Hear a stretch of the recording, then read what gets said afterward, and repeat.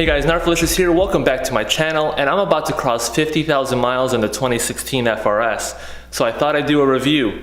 I'm going to go ahead and talk about the reliability, the maintenance, the drivability, tunability, and why I still feel the same way about this car after 50,000 miles. Well, for those of you that are new to the platform, the Scion FRS is manufactured by Toyota and Subaru as a collaboration, so it's branded as a Scion FRS, Toyota 86, or a Subaru BRZ. For the same model years, 99% of the parts and the vehicle itself are shared among the three brands. So as far as reliability, there are some known issues with the car, particularly with the earlier model years, 2013 and 14, but some of them still persistent with the 2016 model years. For example, the clutch release bearing or throwout bearing is still an issue with the 2016 model year, so you might start feeling or hearing a squeaking in the clutch pedal as you're pressing it in. I've started to hear that a little bit, but it's not really too big of a deal. When the time comes, I'm going to go ahead and replace the bearing myself. So also with reliability, the vehicle is known to have a leak at the cam plate. Now, I haven't actually experienced it. I thought I was starting to get a leak there, and I checked it the other day, but it's actually not leaking from there. When the time comes though, I'll also repair that on my own. It's a pretty quick repair. A lot of people buy aftermarket cam plates, but you can actually fix it just by resealing it with RTV, preferably like high temp RTV. But aside from that, again, haven't experienced the cam plate issue, only minor squeaks in the clutch release bearing, have not had any other issues on the vehicle so far in 50,000 miles. I have driven the car on a lot of road trips. You know, out of the 50,000 miles, I would say about a third or more of the miles have been on road trips. I've also done a couple autocrosses, which a lot of high revving, high heat on the vehicle, and really no issues there. So talking about maintenance, this vehicle is very easy to maintain.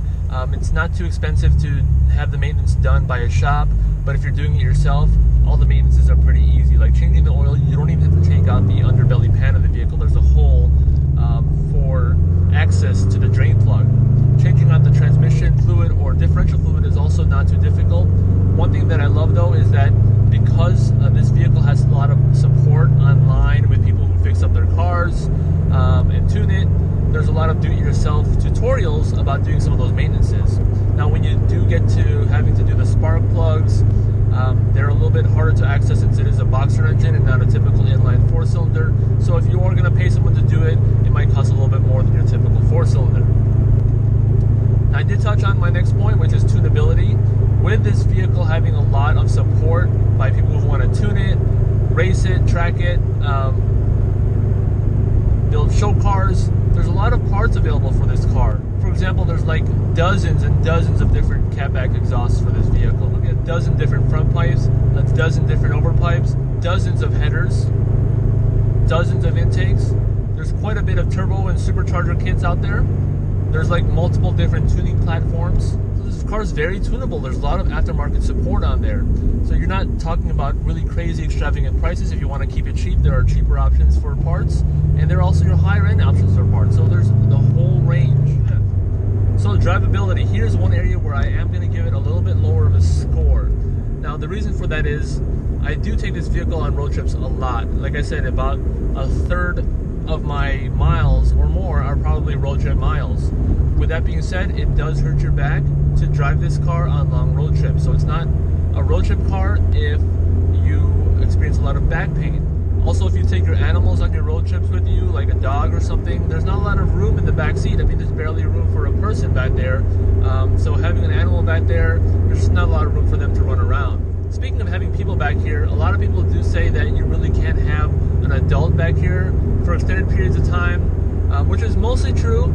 I did have my cousin back here though for about 15 hours on the road trip from Chicago to Dallas. So while it's probably not advisable to do, I have done it.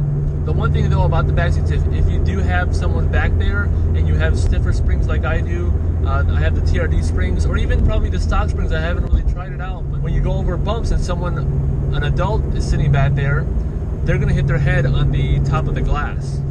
So another thing with drivability is the rear windows back there, the one between the B and C pillar, it's really small and you really can't see back there.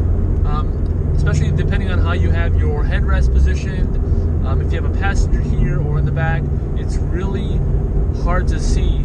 I imagine though it's probably not as hard to see in that window as it would be in like a 350Z or something, because I have driven that car and it was really hard to see out of that corner. But just versus other cars, since it is really small, just really hard to see back there. So the last thing I wanted to talk about is why I still feel the same way about this car after 50,000 miles. Now to understand that though, I want to explain what I felt when I first picked up this car. Now when I first got this car, it had about 6 miles on it, so it was brand new.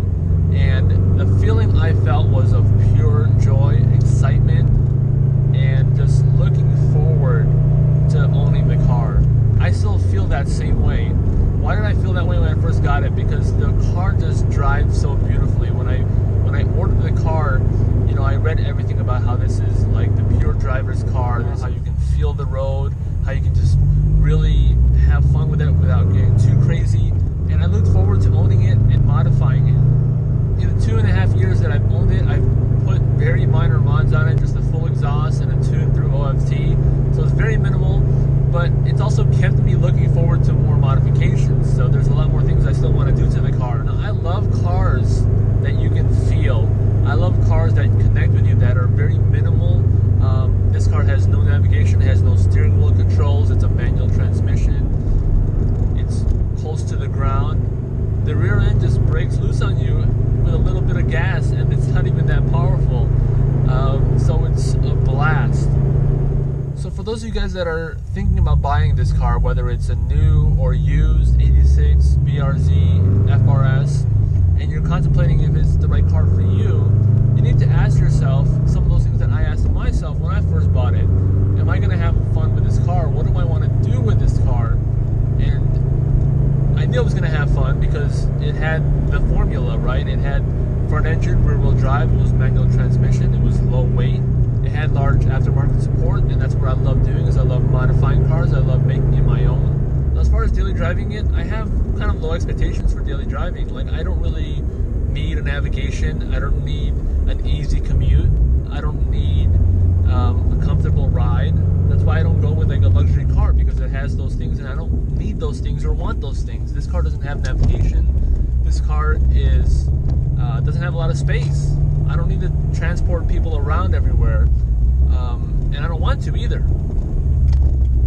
But it has all the things that I want, which is basically the modern day tuner's car. This is your modern day 240 SX, even your modern day Honda S2000, but with a hardtop permanently. It's got huge aftermarket support, just fun to drive, not too expensive. I love it.